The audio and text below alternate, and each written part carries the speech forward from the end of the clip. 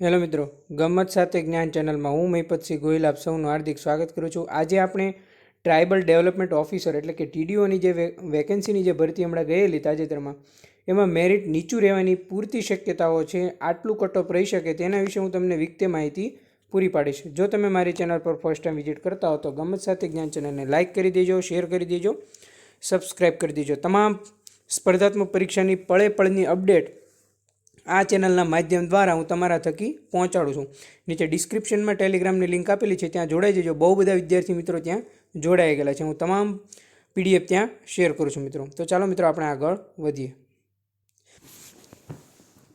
તો વિદ્યાર્થી મિત્રો, સૌપ્રથમ મેરિટ નીચો રહેવાની શક્યતા છે એના વિગતે તારણો સાથે હું જો તમને માહિતી કરું તો એનાલિસિસ પ્રમાણે જોવા જઈએ તો સૌપ્રથમ તો માત્ર ને માત્ર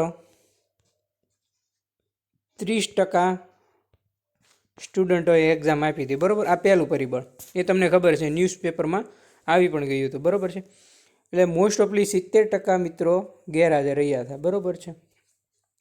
હવે માનો કે આપણે 300 માર્કનું પેપર હતું. બરાબર છે, 300માંથી આપણે હવે બીજા 100 માર્કનું ઇન્ટરવ્યૂ આવશે. બરાબર છે, એટલે 50% આના ગણો ને 50% આના ગણો. બરાબર, એમ 100% એમ. તો જોવા જઈએ તો તમને કહું તો વિદ્યાર્થી મિત્રો,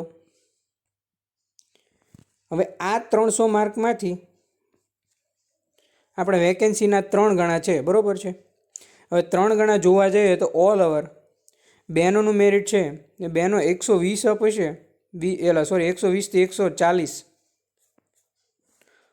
ઓલ કેટેગરી બહેનો એમની શક્યતા રહેલી છે. બરાબર છે, આ જો કે અંદાજિત મેરિટ હોય એનાલિસિસ પ્રમાણે કાઢેલું, તેમાં સુધારા વધારા થઈ શકે છે, એટલે કે પ્લસ માઇનસ થઈ શકે છે.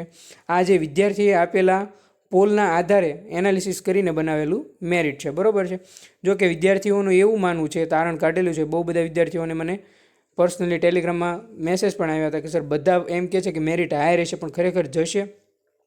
અમુક વિદ્યાર્થીઓએ એવી કોમેન્ટ કરી કે સર એમાં છે ને અમુક પ્રશ્નો ટફ પણ હતા, એકદમ આવું ઇઝી પણ ન હતું. બરાબર છે, અને ભાઈઓમાં બહેનોનો આ રેશિયો રહેશે. બરાબર છે, એમાં માઇનસ પણ થઈ શકે, એટલે અહીંયા 110 સુધી પણ આવી શકે ને અહીંયા 130 સુધી પણ આવી શકે ને અહીંયા 150 સુધી પણ આવી શકે, માત્ર બહેનો. બરાબર છે, હવે ભાઈઓનું જોવા જઈએ તો ભાઈઓને આપણે જોઈએ તો 140થી 170 ઓલ કેટેગરી આટલા રેશિયાની અંદર રહેશે. બરાબર છે,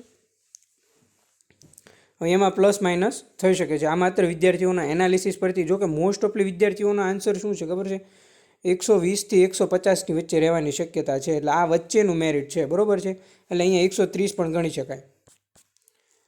એટલે વિદ્યાર્થી મિત્રો, જેમને 140થી 170ની વચ્ચે થાય છે એ તો કન્ફર્મ જ છે, પણ 130વાળા પણ મારા અંદાજ પ્રમાણે 130થી 160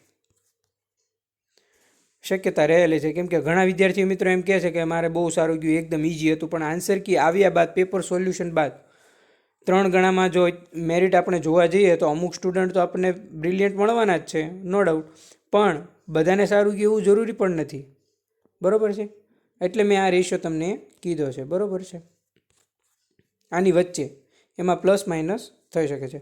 તો મિત્રો, આ હતું આપણું વિદ્યાર્થીઓના પોલના આધારે જનરેટ થયેલું એનાલિસિસ કટ ઓફ. બરાબર છે, જો કે વિદ્યાર્થી મિત્રો ફાઇનલ જ્યારે આવશે ત્યારે આપણે જોઈ લઈશું કે કેટેગરી વાઇઝ કેટલા પ્રમાણે થયું.